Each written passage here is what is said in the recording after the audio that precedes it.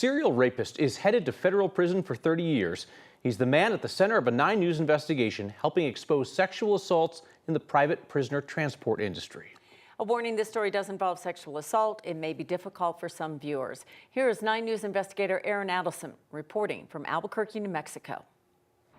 He took what was not his to take, and I will never be the same. At the Albuquerque, New Mexico federal court, a woman who'd had no voice made her words heard. There is no sentence that this court can give you that will erase the trauma you've caused me. The woman behind those words asked to be identified only by her initials, TP.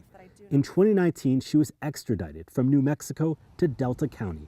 Her guards worked for Inmate Services Corp., ISC, a private prisoner transportation company headquartered in West Memphis, Arkansas. At this gas station outside Albuquerque, while the other guard was inside getting food, Marquet Johnson sexually assaulted TP in the back of the van. Hard to read. Attorney Alyssa Kiana read the statement her client, TP, wrote to the court for Johnson's sentencing. Officer Marquet Johnson had one job, to transport me safely. Instead, the defendant raped me, forcing himself on me and putting a gun to my face. As the FBI investigated, they learned TP was not alone. He was a predator, and I was the prey.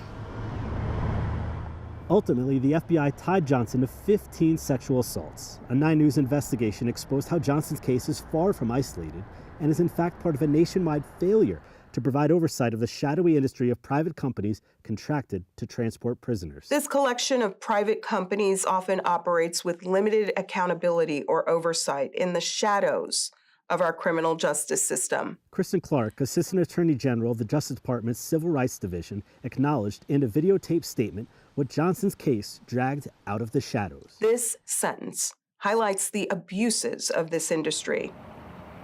Calling Johnson's actions unfathomable, federal judge Key Riggs said TP's bravery put an end to his reign of terror. I hope I've made a difference and believe I've prevented Marquet Johnson from harming more women. Johnson himself, now the shackled passenger, sentenced to 30 years.